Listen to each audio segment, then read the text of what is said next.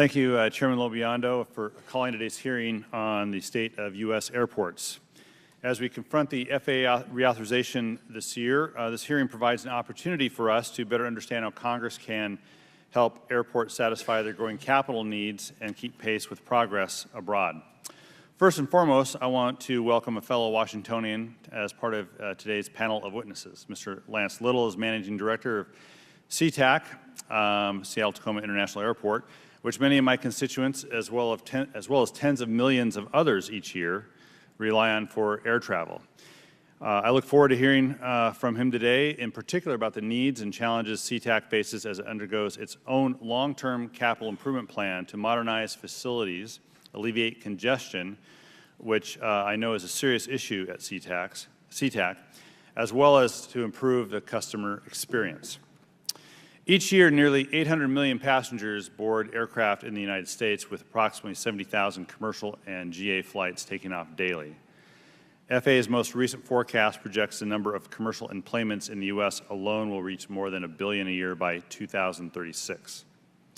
So it should come as no surprise then that the U.S. is home to 4 of the world's 10 busiest airports. And in total, the U.S. has over 19,000 airports, ranging from the world's busiest to small general aviation airfields across the country. And forecasts of increasing air travel may seem encouraging for the U.S. economy, but without adequate investment in airports, passengers will experience congestion, delays, and the U.S. will miss out on economic opportunities. The nation's top airports will continue reaching higher levels of congestion unless airports add new capacity and manage overcrowding.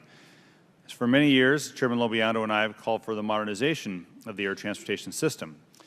This includes encouraging immediate implementation of next-gen priorities, improve surface operations to reduce time spent taxiing between gate and runway, and improve flight routes and procedures are just 2 of the priorities, along with added capacity that will be critical as air travel increases. But as the airport manager in Arthur Haley's 1968 novel Airport remarked, a book I'm sure we've all read, "We may have broken the sound barrier, but we have not broken the ground barrier." That was true in 1968. It is true today. Congress has long recognized a federal role with respect to investing in our aviation infrastructure, including the Airport Improvement Program and authorizing passenger facility charges. Unfortunately, airport capital needs significantly exceed available funding through these 2 mechanisms. The FAA estimates that over the next 5 years, airports will need $32.5 billion for AIP-eligible airport capital projects alone, amounting to about $6 billion per year. These numbers are even more startling when we add in the non-AIP-eligible projects. The leading airport association estimates the airports will need more than $100 billion over the next 5 years for all airport capital projects.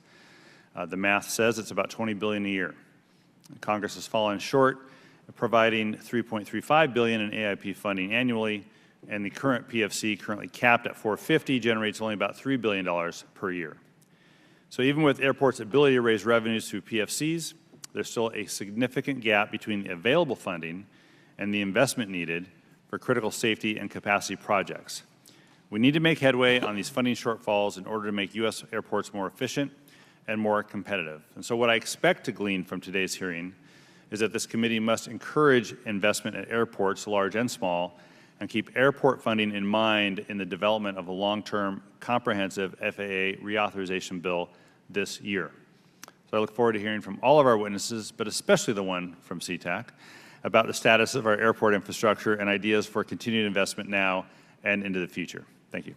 You talked about the 4 revenue options. You didn't discuss and don't go into detail about how airports negotiate with airlines to contribute to the capital facilities. But do you have estimates, since every airport is different, are there estimates of what airlines provide in this mix, say for Sea-Tac as an example? Yeah, so we have actually done a financial forecast just based on the preliminary numbers that we have for the master plan. Again, we have not selected the preferred alternative as yet, but when we look at the alternative, that would be in about the $10 billion range.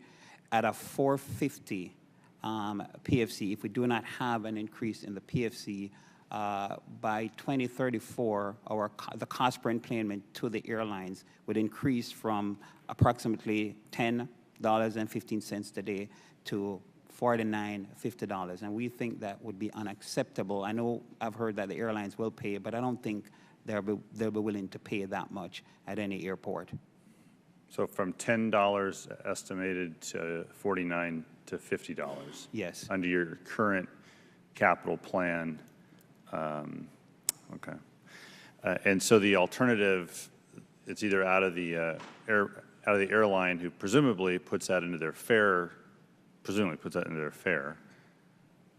So yes, so if we do not have additional PFCs, and if we use bond, for example, go to the bond market, all of that goes into the rates and charges for the airlines. Yeah. Okay.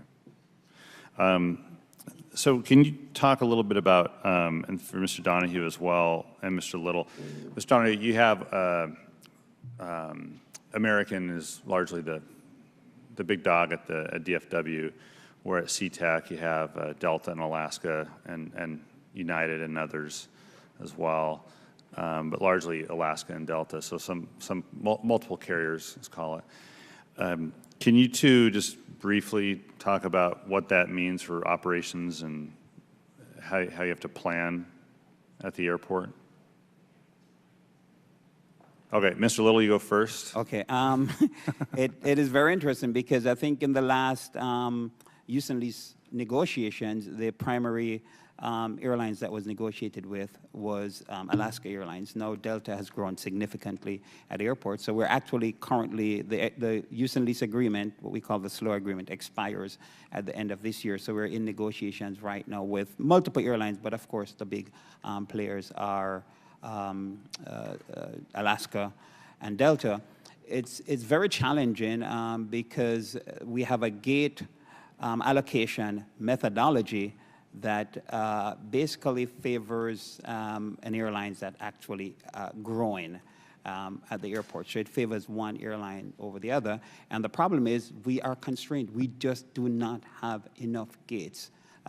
During peak time, we cannot accommodate all the airlines at the airport. In fact, we are now doing hard stand operation. And as we try to get these CIP projects that I just mentioned, which will add additional gates, during that time, we will have to continue doing hard stand operations. So gates are our biggest issue, and that's the biggest challenge that we have negotiation with, not just Alaska and Delta, but American, Southwest, all the other airlines that we have at the airport. Yeah. Mr. Donahue?